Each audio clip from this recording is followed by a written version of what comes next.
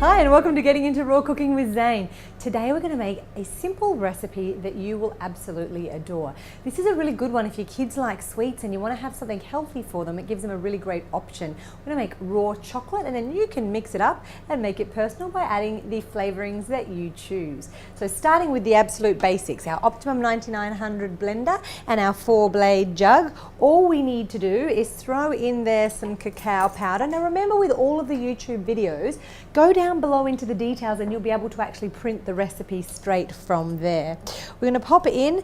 Now this is the ingredient, the key ingredient here. See this nice liquidy stuff that we've got here? This is cacao butter. So this is the oil straight from the cacao bean. It tastes absolutely amazing, like that bittersweet chocolate flavor. But it's really important to understand how to melt it. Cacao butter melts at a temperature of about, let me double check, 36, 37 degrees C. And it's really important that you don't heat it over 40 degrees C if you want to create real raw chocolate. So what you can do is turn the stove on low, sit it on the pan and watch it using a candy thermometer to make sure that you don't overheat it. Or even easier, what I've done today is I popped it in my dehydrator. My dehydrator set at about 110 degrees Fahrenheit. So underneath the temperature that I need, and just sat it in there until it was melted. So now we can pour the cacao butter straight in with the cacao powder into our Optimum blender there. It is a little bit of a harder one than coconut oil to melt. We've got our coconut nectar in there, so pop that in, and again it's your choice of sweetener. You could use your corn syrup, you could use the maple syrup, not raw, you could use agave nectar, not recommended. I'm going to pop a pinch of the sea salt in there. It's surprising how much that saltiness will bring out the flavor for you. And then last but not least, some vanilla extract. Now if you wanted to, at this point you have so many options.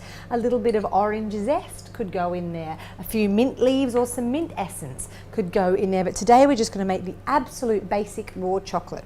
So pop it safely on the cushion, ensure that it's in place, plop the lid straight on top, making sure that the lid is firmly attached, and you can pop the tamper in. You can pop the tamper in, or you can pop the lid plug on. I'm going to start with the lid plug because we probably won't need to use the tamper.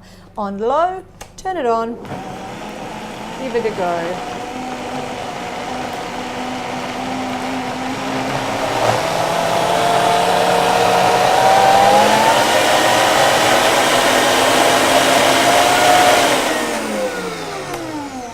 A couple of seconds until it's thoroughly mixed. That is how simple it is to make raw chocolate. Isn't that easy? You can see from the top, look at those little 4 wells in the top of your blender jug there where you can see it's mixed and drawn through properly. Look at that, nice thick, and shall I taste it? I always do. Nice thick and tasty chocolate. Beautiful. Now remembering, if you want more bittersweet chocolate, use a little bit less agave syrup or coconut nectar or yacon or maple, whichever syrup that you're using. If you want a little bit more sweet, you can add a little bit more. You could even add a few drops of stevia in there if you liked a little bit more sweetness. We're going to make these into cute little almond mold chocolates. Personally, my preference would be goji berries, but unfortunately, somehow my kitchen has run out of goji berries. Goji berries are actually great for your health, a great thing to add to chocolate. They're a complete protein, rich in vitamin C. Now what I'm doing here is using the leftover cacao butter from the bowl, and just on a little bit of paper towel I am greasing the mold.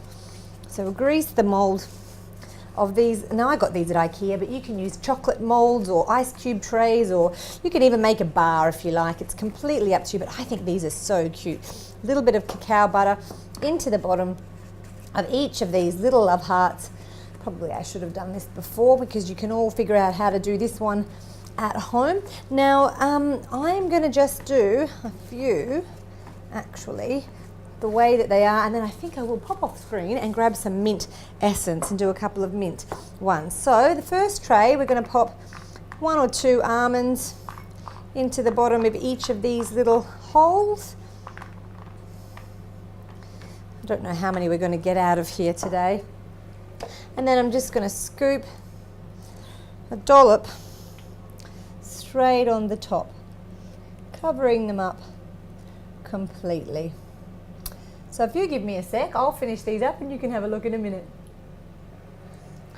Well, I've finished. What I've done is I've put the almonds in the bottom of this tray, just 1 or 2 in each individual little love heart mold. Now, almonds are great, kind of an oxymoron because a high fat food that's good for your health sounds a little bit funny, but these are an alkaline food. Most people think they're a nut, but they're actually a seed from the fruit of the almond tree.